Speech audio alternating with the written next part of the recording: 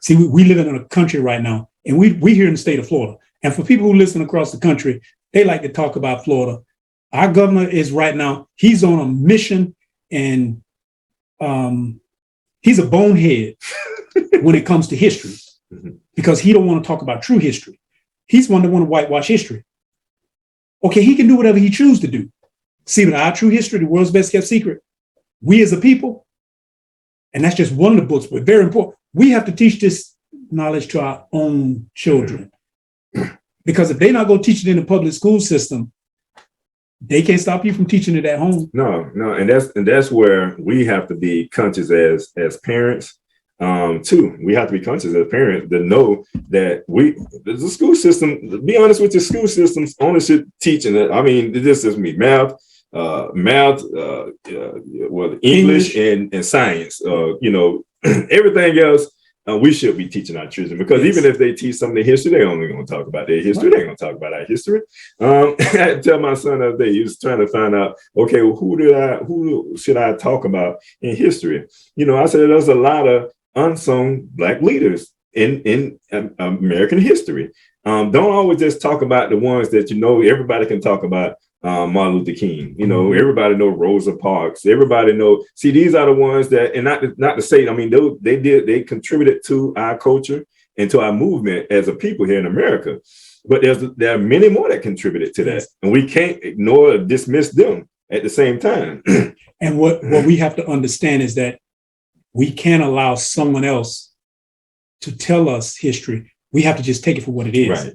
Because I will point out to everyone listening now that when Martin Luther King was walking and working, when he was alive, he wasn't popular. Right. I want to make it really clear. He wasn't popular amongst white people. Black people. He wasn't popular amongst Black people. See, right. And right now he's celebrated. And thank you, it's about time. But for Black people and white people, white people did not want this man having niggas sitting at the restaurant with them while they were eating.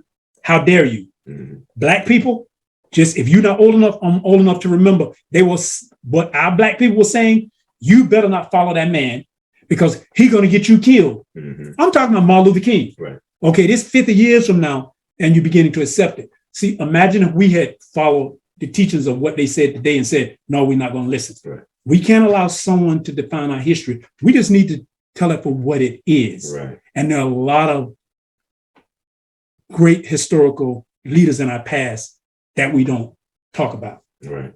And we have to, and then I think it's for us to, as we teach our children can teach them. Because one thing I was telling my son, I said, well, son, it's a lot of, like I was saying, it's a lot of different, I say, look up Martin Delaney. I say, he was, one of the free men during that time that contributed to, the military, Oh, Martin Delaney. He was the head of the Black Army that was that they had initiated to fight in the war. To fight in the Union. Yeah, in the Union. So it's a lot of different leaders that we don't know about, and I say we can teach them about them.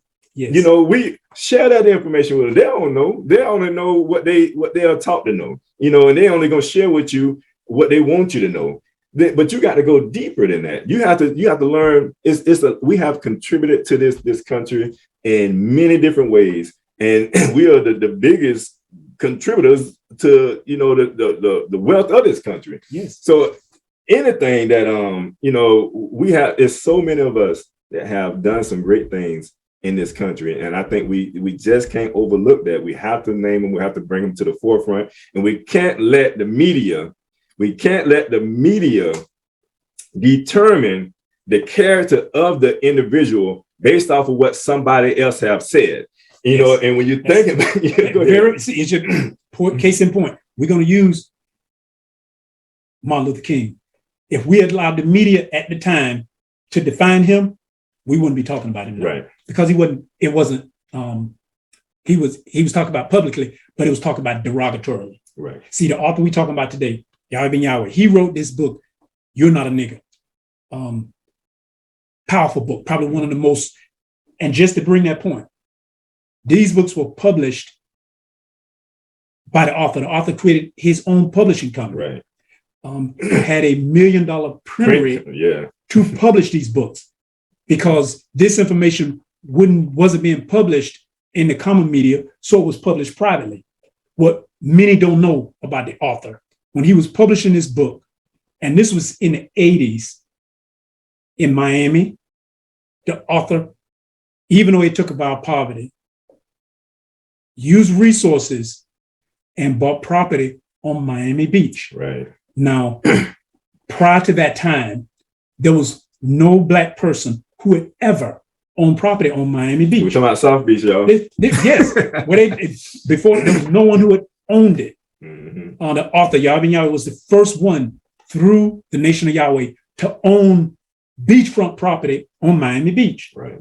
And welcome guests from around the world of all colors and all persuasions, and had some of the best service and the best food in the area. The chamber there, we were on top of the chamber, because where this author went, it's like it was thriving. Mm-hmm. It brought in money, it cleaned the area up, it made it a family environment, and it enriched the entire community.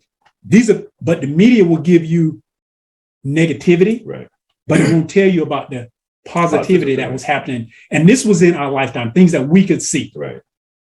Created hundreds of jobs. Mm-hmm. So created jobs where Black people could go and work for Black people, mm-hmm. get paid by Black people, be able to feed their family and take care of themselves, and then produce a service for the entire community. Right. But that's not talked about. No. And we don't talk about it.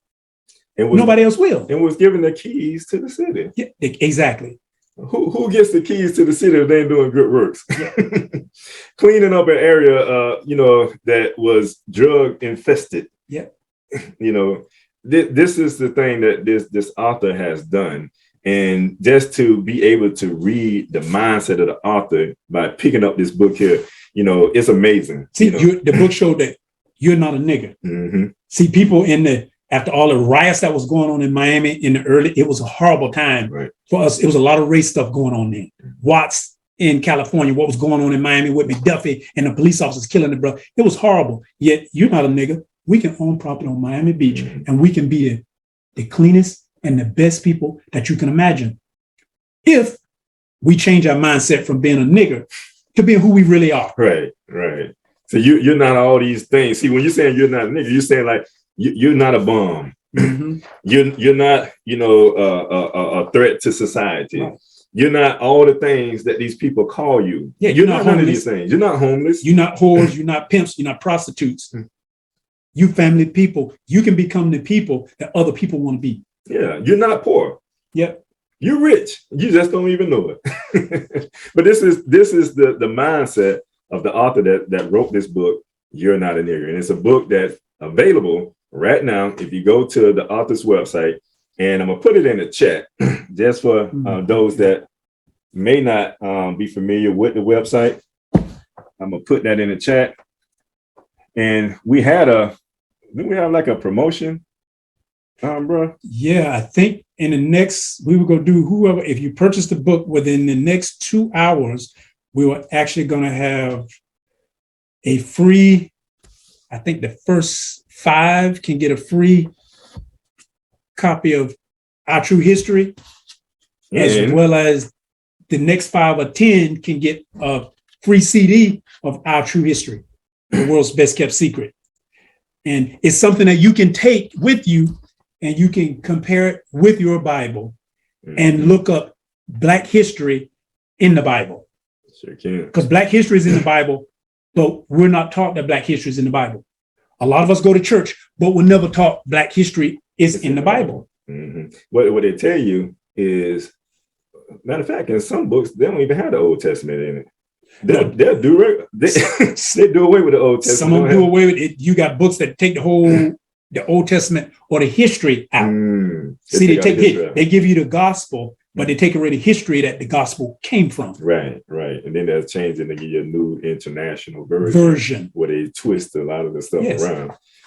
They take Christ and they change, and I don't want to get too controversial, but the truth, they take the words of Christ and they change them to meet the times. Right.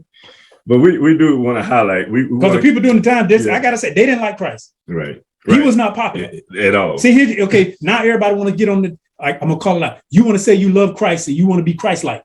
If you had followed the media, if you had followed what they published at the time, Christ was not popular at all. He was anti-government. Right. He was anti the churches. He was anti the medical system. Right. If you read the Bible, he was anti all of that.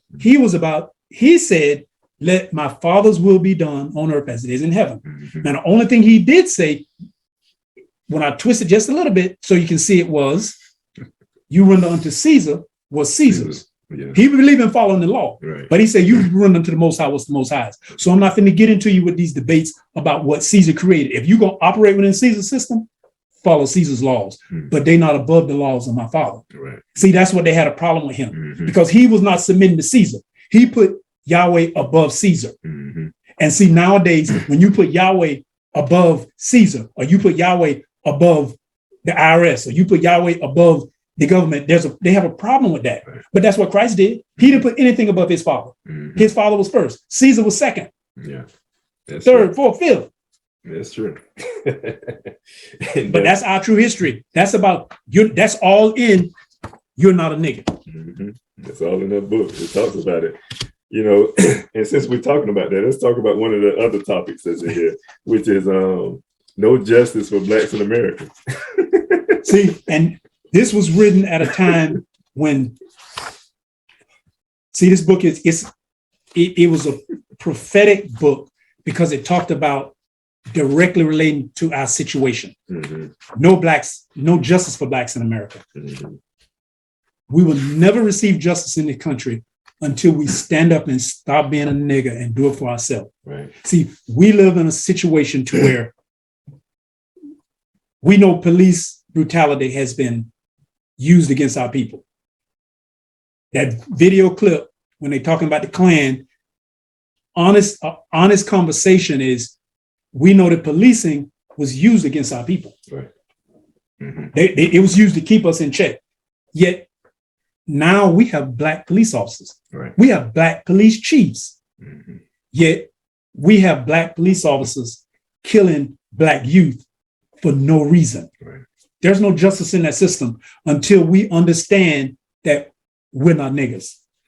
Because I think about it, I try to put myself in the shoes of any individual that may enter into our community, and just seeing some of our youth in the community.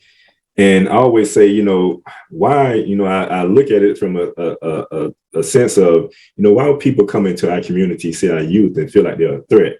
And I mean, even feel like you and I are a threat, And the whole notion behind like policing and having, Black and white polices is to find those officers that are more connected and familiar with our people, with the community that they're going to, monitor or serve, being more connected with the people in the community. So there's not those type of issues that occur. And going back to what I'm saying, and I'm thinking in the eyes of some of our people, because we talked about this, and even as MOP, the stigma that we have for one another, the stigma that, we cheat one another, we lie to one another, we take from one another, and these, that stigma goes a long ways, and it derives from slavery, because they taught us to be against one another. We had to fight one another. We didn't want to do it, but we had to kill one another.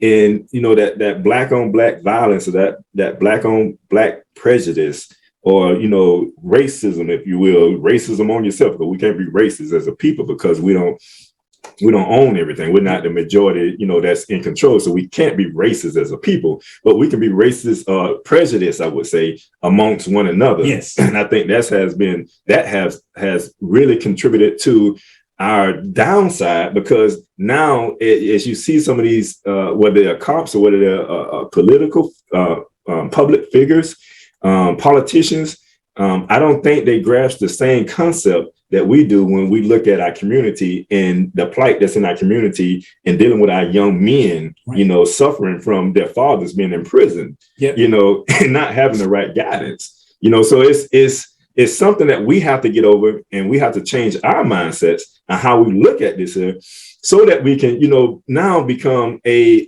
asset to our youth and to our community, and not always look down on our youth. I mean, because we know they're struggling. They're struggling with a lot. And we talked about the identity crisis. They're struggling with that identity crisis. And see, that's where the point, and we need police officers who can be conscious of that, who had a mindset that this book, that they not a nigger, and our people not a nigger. Because if you're not conscious of what it really means, you'll become a detriment to your own community. Right. See, I met a young police officer last week in a neighborhood association meeting. Wonderful conversation with the young man. I'm gonna reconnect with him, possibly even get him on the show. And we have to be able to educate those like him and find more that understand who we are, and come into our community with a truly want to help one another, but being a mindset to understand that if he's dealing with someone who has a nigger mindset, he understands that, but he also can see our youth for who they are, and be able to determine the difference, and to know what his purpose is. And see, without education, that's where we fall short. Without self-education, see, because if we educate ourselves to the system, you can go out and be a more harm to your community, then you're going to be doing good. That's a powerful statement. And that's not a good thing when you give someone a badge and you give them a gun and you give them the ability to use deadly force. Right.